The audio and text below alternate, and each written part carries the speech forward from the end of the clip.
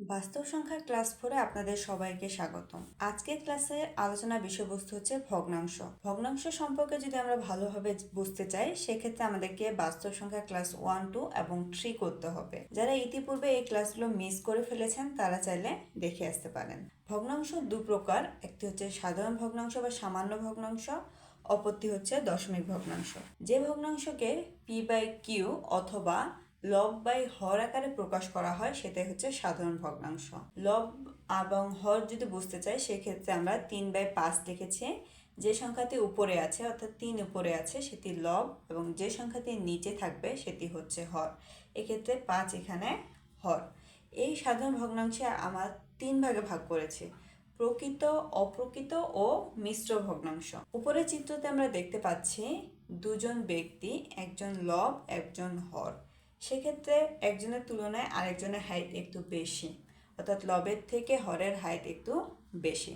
তাহলে আমরা বুঝতে পারতেছি যে লব ছোট হর বড়। তাহলে যে ভগ্নাংশের লব ছোট হবে এবং হর বড় হবে সেটা হচ্ছে প্রকৃত ভগ্নাংশ। 3/5, এখানে 3 লব 5 হর।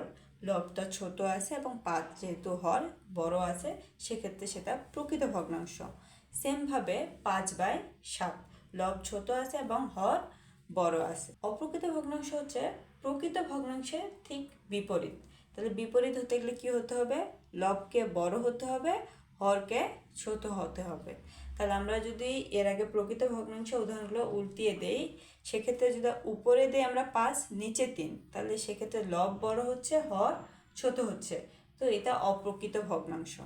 এবার আসি আমরা মিশ্র ভগ্নাংশ। মিশ্র ভগ্নাংশ যদি বুঝতে চাই, সেক্ষেত্রে আমাদেরকে পূর্ণ সংখ্যা সম্পর্কে একটা ভালো ধারণা রাখতে হবে, যেটা আমি বাস্তব সংখ্যা ক্লাস 2-এ আলোচনা করেছি। তাই যারা পূর্ণ সংখ্যা সম্পর্কে ভালোভাবে বুঝেন না, তারা চাইলে ওই ক্লাসে দেখে আসতে পারেন। পূর্ণ সংখ্যা প্লাস প্রকৃত ভগ্নাংশ মিলে হয় মিশ্র ভগ্নাংশ। তাহলে পূর্ণ সংখ্যা এখানে 1, একটু আগে আমরা 3/5 কিন্তু প্রকৃত ভগ্নাংশ জেনেছি। তাহলে 1 পূর্ণ 3/5 হচ্ছে মিশ্র ভগ্নাংশ। এবার আমরা দশমিক ভগ্নাংশ জানব। দশমিক ভগ্নাংশ হচ্ছে মূলত দুই প্রকার, একটা হচ্ছে সসীম আর একটা হচ্ছে অসীম আবৃত দশমিক। সসীম বলতে লিমিটের মধ্যে লিমিটেড, অর্থাৎ একটা লিমিটের মধ্যে শেষ হয়ে যাবে। যেমন আমরা লিখেছি 2.34, এরপরে আর কোনো কিছু নাই, তার মানে দশমিকের পরে দুইটা সংখ্যা, তারপরে আর কোনো কিছু নেই, এটা শেষ হয়ে গিয়েছে। কিন্তু নিচে আরেকটাতে আমরা অসীম আবৃত যখন লিখেছি তখন একটা উদাহরণ দিয়েছি 2.345 345 345 দিয়ে ডট ডট দিয়েছি, তার মানে এটা চলতেই থাকবে। তো সেক্ষেত্রে এটা হচ্ছে অসীম দশমিক। এখন অসীম আবৃত দশমিক। আবৃত কেন? আবৃত মানে 345 345 এগুলো কিন্তু বারবার রিপিট হয়েছে, এবং এই যে ডট ডট আমরা দেখতে পাচ্ছি, এটা মানে ওই 345-এই রিপিট হয়েছে। যেহেতু বারবার রিপিট হয়েছে, সেক্ষেত্রে এটা হচ্ছে অসীম আবৃত দশমিক। এবার আমরা বুঝবো পৌনঃপুনিক। পৌনঃপুনিক চিহ্ন আমরা কখন ব্যবহার করব? আমরা দেখতে পাচ্ছি যে 2.345, এক্ষেত্রে 3-এর উপরে এবং 5-এর উপরে আমরা পৌনঃপুনিক দিয়েছি, এবং ওই যে ডট ডট ছিল সেটাকে বাদ দিয়েছি।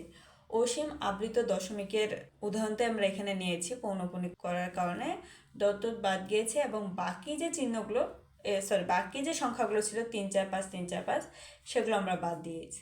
পৌনঃপুনিক অর্থই হচ্ছে এর পরবর্তীতে আবার 345 345 এগুলো আছে।